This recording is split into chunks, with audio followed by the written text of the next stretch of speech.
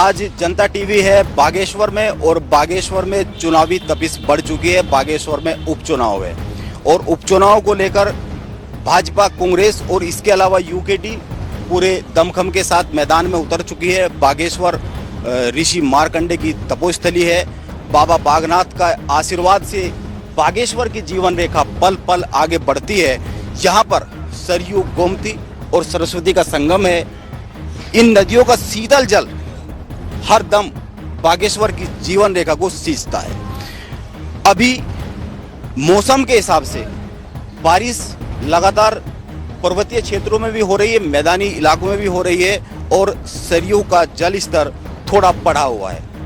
और गौर करने वाली बात यह है कि केवल सरयू का जल स्तर ही नहीं बढ़ा हुआ है, बागेश्वर में चुनावी तपिश भी बढ़ती जा रही है। और चुनावी तपिश के साथ साथ आंकड़े अपनी कहानी कह रहे हैं और आंकड़ों के साथ साथ जो उम्मीदवार है, भाजपा के उम्मीदवार है, कांग्रेस के उम्मीदवार है, यूकेडी के उम्मीदवार है, वो अपनी कुछ कहानी कह रहे हैं, अपने आंकड़े कह रहे हैं, अपने कुछ समीकरण कह रहे हैं। अगर बागेश्वर के मौजूदा दौर को देखें, इस उपचुनाव को देखें, तो सबसे जो बड़ी बात यह है जो निकल कर सामने आ रही है, जो कांग्रेस की तरफ से दावा किया जा रहा है कि यहाँ पर त्रिकोणीय मुकाबला होता था और त्रिकोणीय मुकाबला में बीजेपी बाजी मार जाती थी। लेकिन इस बार त्रिकोणीय मुकाबला को आमने सामने का मुकाबला करने की कोशिश की गई और इस कोशिश के तहत ये हुआ, पिछली बार चुनाव लड़े बसंत कुमार को कांग्रेस में शामिल किया गया और कांग्रेस में शामिल कर कांग्रेस के कर्ण मेहरा चाहते हैं कि 1 और 1 2 बागेश्वर में 2 हो जाए। लेकिन राजनीति में क्या 1 और 1 2 होता है? राजनीति क्या इतने साधारण समीकरण से चलती है? चुनाव क्या इतने साधारण समीकरण से लड़े जाते हैं? ये बागेश्वर की जनता निर्णय लेगी। बागेश्वर की जनता के फैसले से ये साबित होगा। बीजेपी की बात करें तो बीजेपी के जो कैबिनेट मंत्री चंदन रामदास की असामयिक मौत के बाद, मृत्यु के बाद, निधन के बाद बीजेपी ने मैदान में उतारा है उनकी धर्मपत्नी पार्वती दास को। पार्वती दास को चुनाव में उतारते ही लोगों का ये कहना है, खासकर कांग्रेस से जुड़े लोगों का कहना है कि ये सहानुभूति को बटोरने का एक कदम उठाया गया है, परिवार के ही उम्मीदवार को खड़ा करके, परिवार से ही उम्मीदवार को सामने लाकर। लेकिन बीजेपी का कहना है संगठन और हम अपने काम की बदौलत इस जीत को दर्ज करेंगे। अब देखना ये होगा कि बागेश्वर की जनता किस तरफ जाती है। यहाँ पर इस पूरी डिबेट में, पूरी बातचीत में बात करने के लिए हमारे साथ जो मौजूद है भाजपा की तरफ से जो प्रवक्ता है धीरेन्द्र परिहार और मनोज ओली हमारे साथ है, वो भाजपा का पक्ष रखेंगे और क्या भाजपा की रणनीति है इस पर बात करेंगे। कांग्रेस की तरफ से कवि जोशी, गोकुल परिहार जी और श्री अंकुर उपाध्याय यहाँ पर मौजूद है।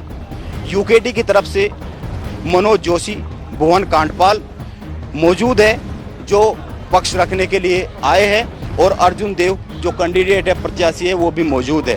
और अगर बात करें निर्दलीय उम्मीदवार जगदीश चंद्र भी यहाँ पर मौजूद है, उनके भी कुछ सवाल है, उनकी भी कुछ वेदना है, उनकी भी कुछ बात है। बातचीत को आगे बढ़ाने से पहले यहाँ पर बागेश्वर की जनता है जिसको फैसला लेना है, जिसको जो उम्मीदवार मैदान में उनमें से किसी एक को चुनना है। बात को आगे बढ़ाए और बात को आगे बढ़ाने से सबसे पहले बीजेपी से अगर हम बात करें, धीरेन्द्र परिहार, मनोज जोशी जी, सबसे जो मौजूदा राजनीति में बागेश्वर की जो उत्तराखंड की बागेश्वर विधानसभा सीट पर उपचुनाव है, एक सबसे बड़ा समीकरण और सबसे बड़ी बात यह है कि त्रिकोणीय मुकाबला पिछले 3 चुनाव से होता आया है और इस चुनाव में आम आदमी पार्टी को छोड़कर बसंत कुमार कांग्रेस में शामिल हो गए और दावा यह है कि ये दोनों का वोट, यहां तक कि कांग्रेस के प्रदेश अध्यक्ष ने मंच से कहा है कि बसंत कुमार का वोट और हमारी पार्टी का वोट मिलकर बीजेपी को इस बार हरा देगा। तो क्या इस नए समीकरण से थोड़ा चिंता बन रही है?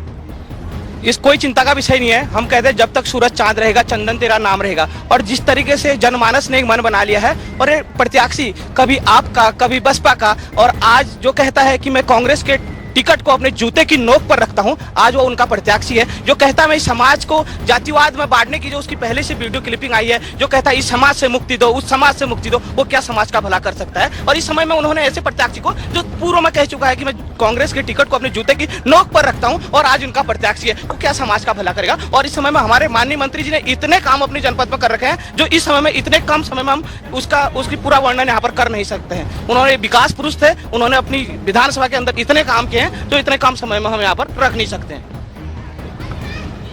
देखिए, पहले तो जनता टीवी आप इस चुनाव को कवर करने के लिए आप आए, हम आपको हार्दिक बधाई देते हैं। क्योंकि आपने जैसा कि कहा कि बागेश्वर चुनाव में कोई भी आम चुनाव हुआ, विगत 15 वर्षों से त्रिकोणीय मुकाबला यहाँ होता है। इस वर्ष एक ऐसे प्रत्याशी हैं जो आम आदमी पार्टी में रहे, बहुजन समाज पार्टी में रहे, आज कांग्रेस का दामन उनने थामा है।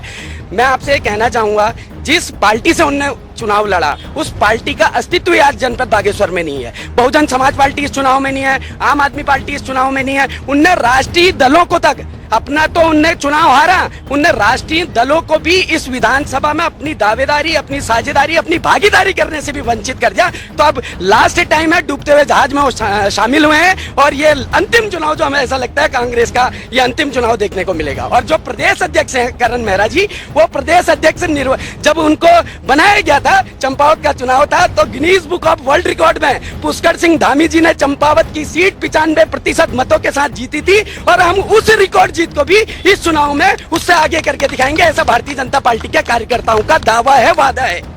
बीजेपी कह रही है कि डूबता जहाज बताते थे और आज डूबते जहाज में बसंत कुमार बैठकर पार अपनी नैया को करना चाह रहे हैं। डूबते जहाज में बैठकर नाव पार कैसे होगी, कैसे नदी को पार करेंगे? देखो, मैं आपको बताना चाहता हूँ, बीजेपी जो है जुमले की पार्टी है। और मैं आपको बताना चाहता हूँ, जिस स्वर्गीय चंदन दास जी का जो नाम ले रहे हैं, वो चंदन दास जी कांग्रेस से ही गए हैं। कांग्रेस जब ये कांग्रेस में थे तभी ये बीजेपी वाले उनको ले गए हैं और आज ये बोल रहे कि पार्टी बदलना। और दूसरी बात, जिस तरह से इस बागेश्वर जनपद का विनाश बीजेपी वालों ने कर रखा है, लगातार चौथी बार माननीय मंत्री जी ने यहाँ पर नेतृत्व कर रखा है। लेकिन आप बता दीजिए, इस बागेश्वर जनपद में एक बेस हॉस्पिटल बता दीजिए, आप इस बागेश्वर में बता दीजिए, ITI कॉलेज बता दीजिए, आप इस बागेश्वर की जिस क्षेत्र में जिस जगह पे माननीय मंत्री जी रहते हैं उस जगह पर देखे, वहाँ बरसात में पूरा पानी भर जाता है और वहीं पर अगल बगल स्कूल है। आप जनता से पूछिए, जब वो बच्चे स्कूल जाते हैं तो उनके पूरे घुटने तक पानी भर जाता है। तो देखिए, इस बागेश्वर जनपद में 20 साल में यानी 16 साल में माननीय विधायक जी स्वर्गीय चंदन दास जी ने क्या विकास किया होगा, ये आपके सामने प्रत्यक्ष है। सबसे बड़ी बात ये है कि अगर बीजेपी की बात करें तो बीजेपी का कहना है कि डूबते जहाज में आम आदमी पार्टी से चुनाव लड़ने वाले बसंत कुमार शामिल हुए हैं। और अगर कांग्रेस से बात करें तो कांग्रेस बहुत सारे मुद्दे गिना रही है, वादे गिना रही है और विकास की बात कर रही है। तो बीजेपी से पूछना बनता है कि विकास की बात अगर होती है तो विकास कितना हुआ, कितना नहीं हुआ, ये बीजेपी के पास हम पहुंचेंगे। लेकिन उससे पहले हम अगर यूकेडी की बात करें, उत्तराखंड क्रांति दल को उत्तराखंड में बड़े ऐतिहासिक दल के तौर पर देखा जाता है और उत्तराखंड क्रांति दल के बड़े वादे हैं, बड़े दावे हैं। लेकिन पिछले 23 साल में उत्तराखंड क्रांति दल उत्तराखंड में कितनी बड़ी क्रांति कर पाया है, ये एक ढूंढने का विषय है, ये रिसर्च का विषय हो सकता है। उत्तराखंड क्रांति दल को लेकर तमाम बातें हैं, दोनों पार्टियों की सरकारों में इनके नेता शामिल होते रहे हैं। तो सबसे बड़ी बात यह है कि उत्तराखंड क्रांति दल, जब उत्तराखंड क्रांति दल अपने अस्तित्व से जूझने की बात कर रहा है, मीडिया में इस तरह की खबरें आ रही है कि टूट भी सकती है पार्टी, दल टूट सकता है। तो ऐसे में टूटता हुआ दल जैसे आरोप है, बागेश्वर में कैसे खड़ा होगा?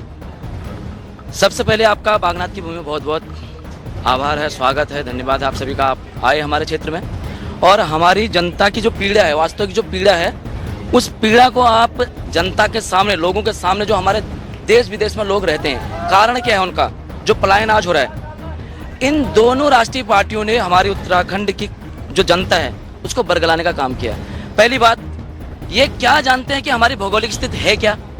हमारे खेत खलियान आज कृषि करके जो महिलाएं छोटे छोटे बच्चों का लालन पालन करती है, आज पूरी कृषि चौपट हो चुकी है।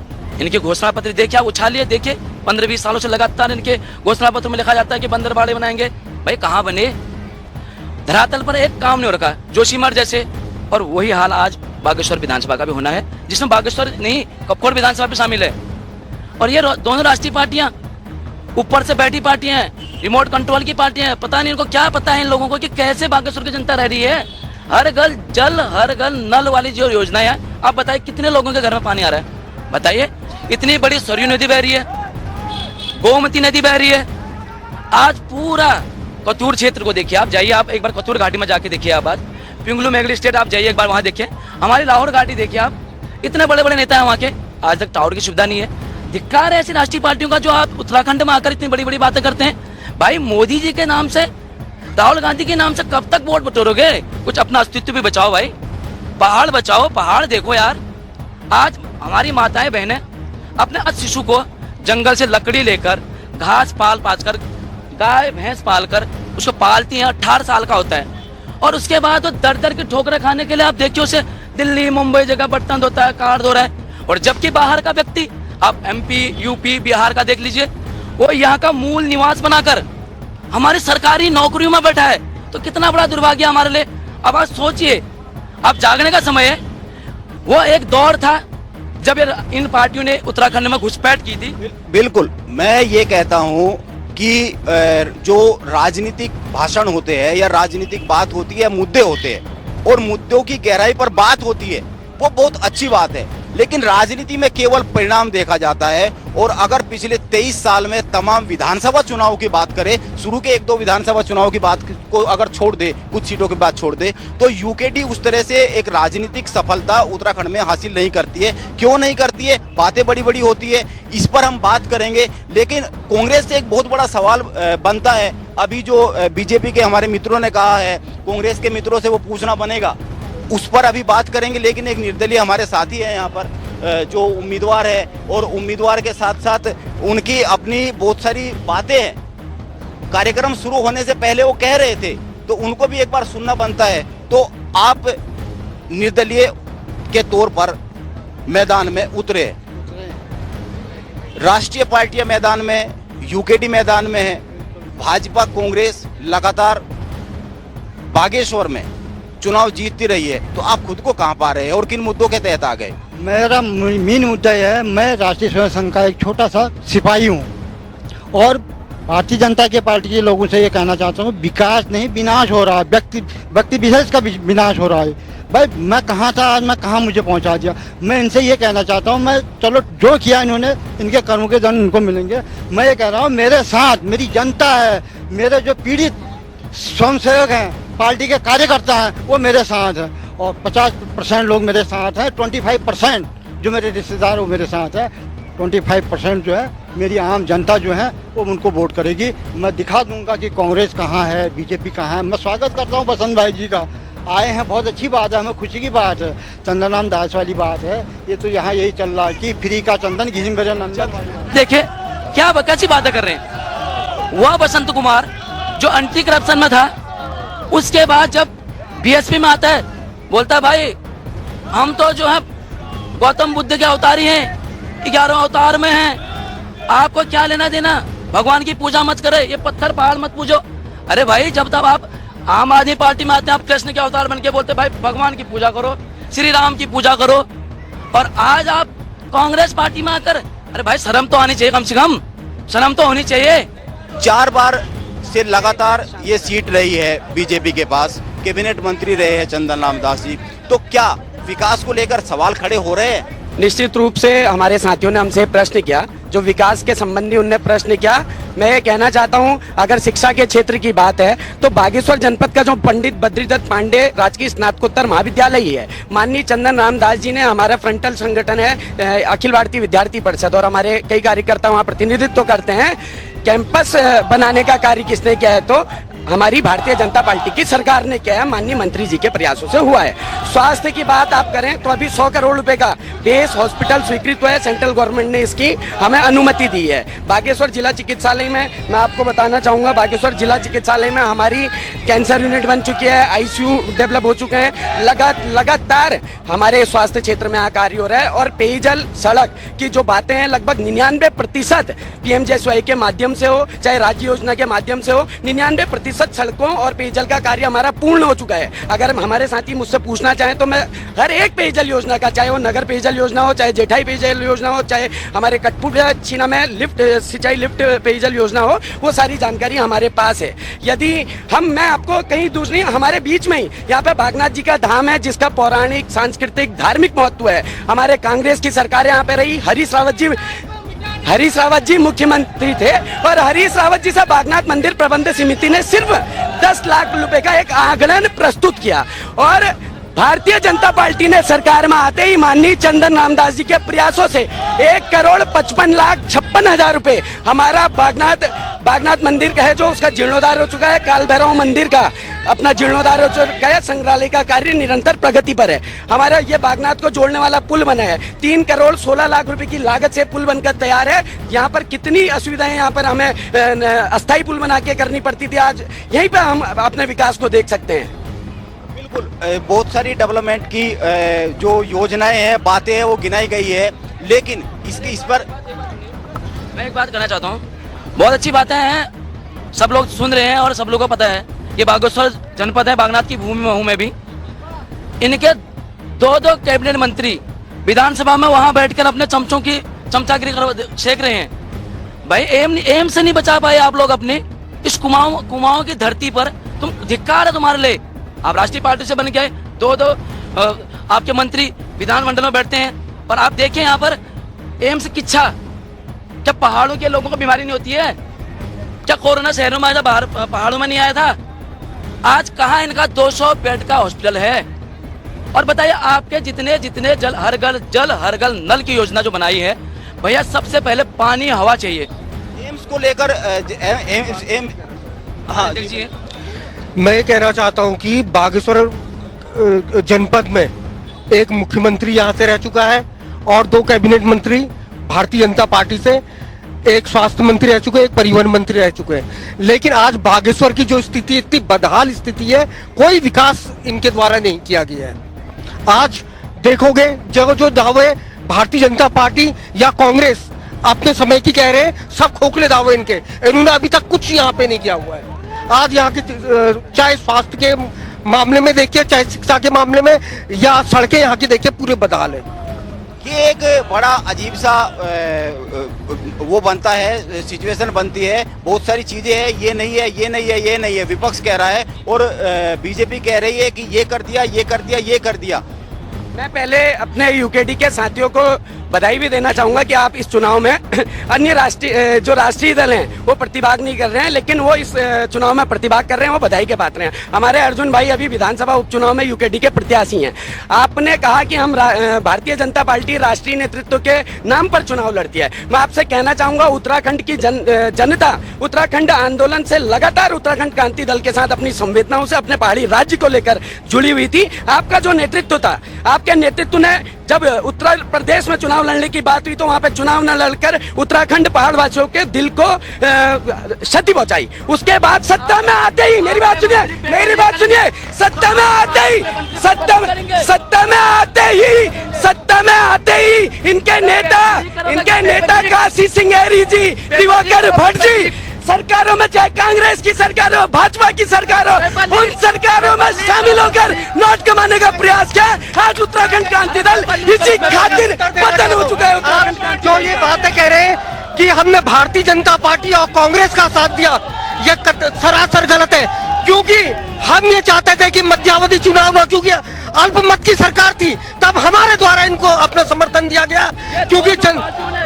क्योंकि उत्तराखंड की जनता को मध्यावधि चुनाव में ना झोंका जाए और जो बार बार यहाँ पर चुनाव के जो खर्चे होते हैं उससे बचाने के लिए उत्तराखंड क्रांति दल ने यहाँ पर भारतीय जनता पार्टी और कांग्रेस को अपना समर्थन दिया, जिससे कि सरकार बची रहे। इस समय जनता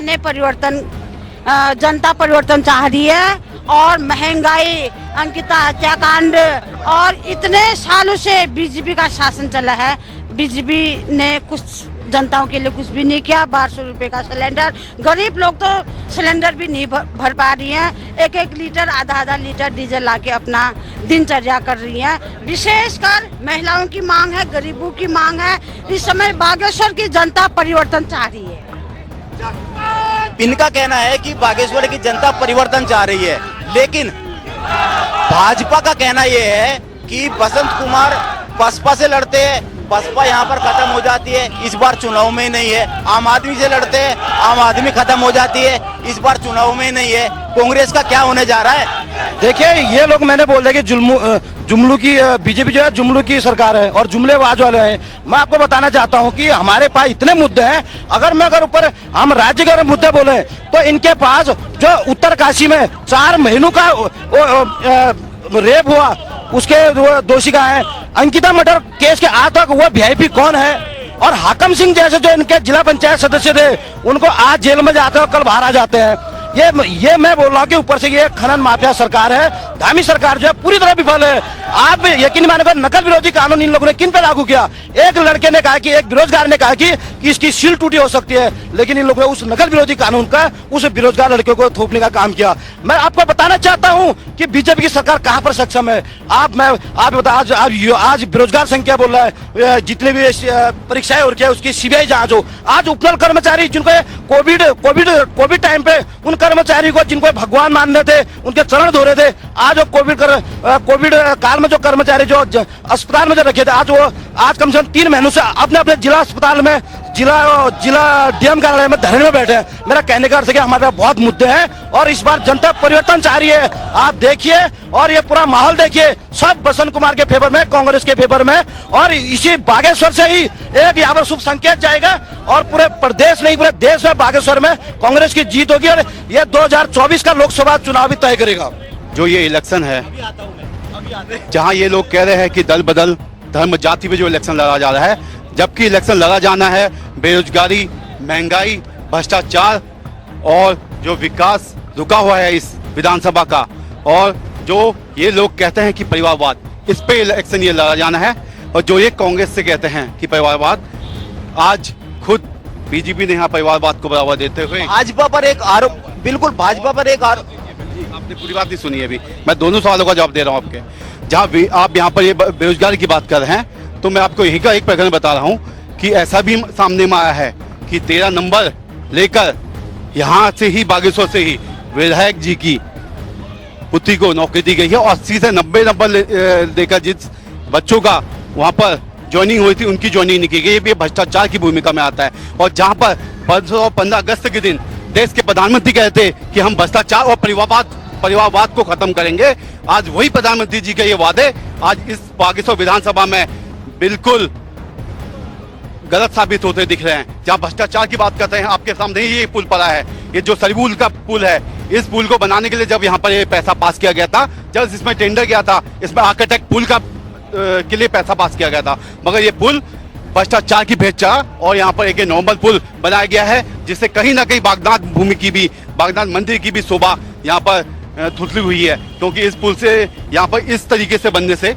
आर्किटेक्ट को, अगर यहाँ पर पुल जैसे राम ऋषिकेश में लक्ष्मण में झूला है, उस तरीके से ये पुल बनना था। भ्रष्टाचार जी, मैं इसी में आगे बढ़ते हुए मैं बताना चाहूंगा, यहाँ पर सरयू पुल और ये आपका जो गोमती पुल है, ये लगभग 8 से 9 साल हो गए हैं, नटो वाला पुल है और इसमें रोज यहाँ पर बाइकों के एक्सीडेंट होते हैं। कई बार मैं PMJSY और इन लोगों से ज्ञापन दे चुका हूँ, कितने बार इन लोगों को इसके लिए हमने चेताया भी कि इसको सही किया जाए, मगर क्यों, किस कारण से भ्रष्टाचार।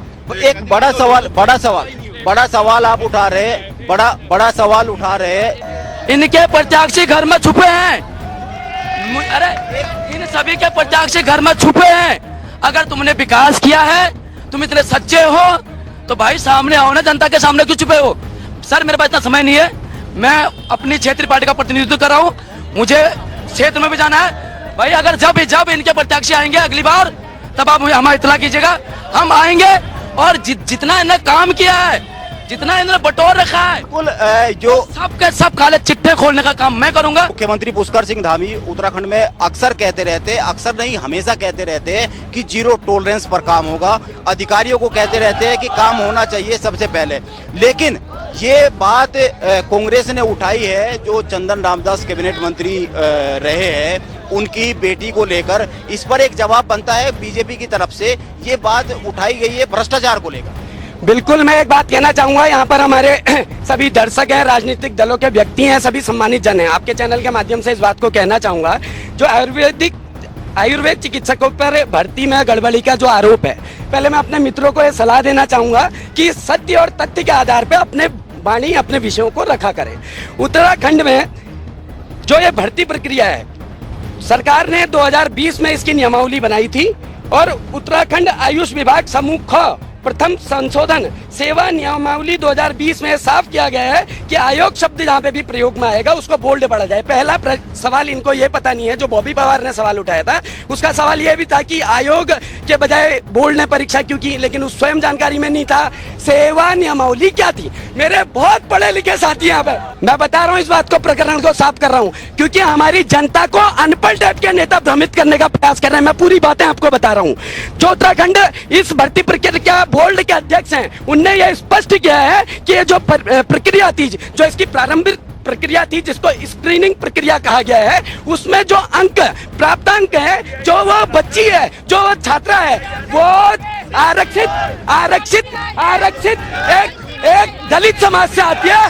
कांग्रेस के लोग जो अपने आप को, जो उनका प्रत्याशी है वो एक दलित नाम पे वोट मांगता है, और उस दलित बहन के भर्ती प्रक्रिया में मेरे पास साक्षी हैं। भर्ती प्रक्रिया में उस लड़की ने 12 नंबर कट ऑफ था, 13 नंबर प्राप्त कर साक्षात्कार के लिए अगले चरण के लिए प्रवेश पाया है। 100 नंबर की साक्षात्कार की प्रक्रिया थी और 60 नंबर साक्षात्कार के और 40 नंबर बीएमएस के प्राप्तांक पीजी डिग्री और अनुभव के आधार पर थे।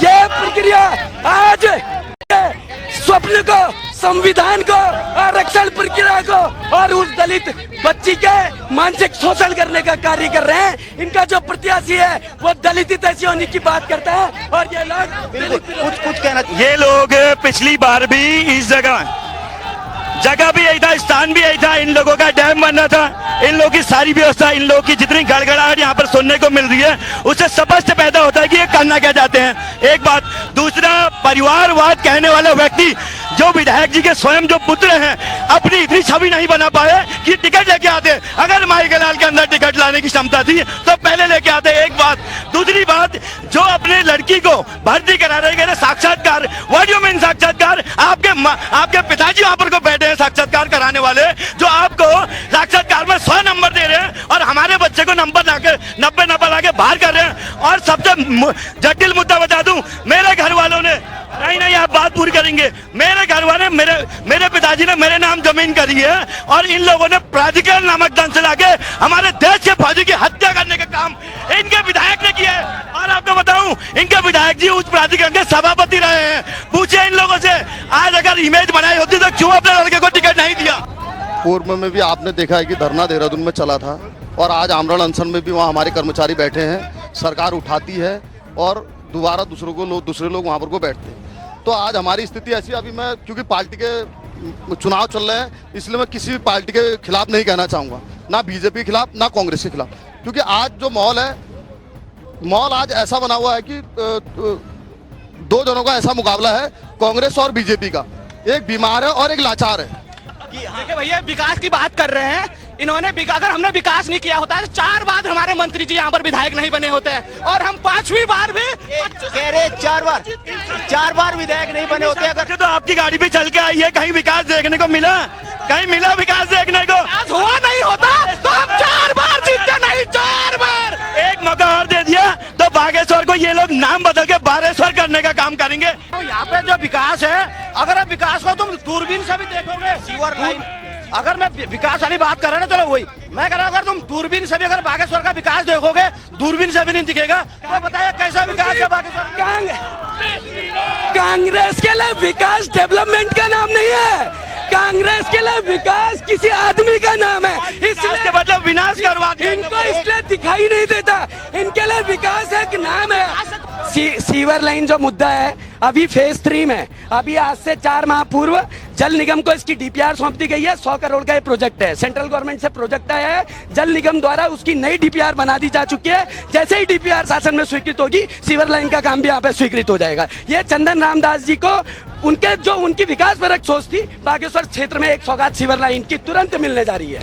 इस देश में बीजेपी की डबल सरकार, स्टेट में भी देश में भी डबल सरकार होने के बावजूद भी इतने सालों में, इतने वर्षों में रेल लाइन के लिए पूरे उत्तराखंड को ठगा गया है। ये डिजिटल इंडिया की बात करते हैं, मात्र शहर से 12 किलोमीटर बागेश्वर विधानसभा में, वहाँ आज तक नेटवर्क नहीं है। तो सोचिए कि इस क्षेत्र का कितना विकास होगा।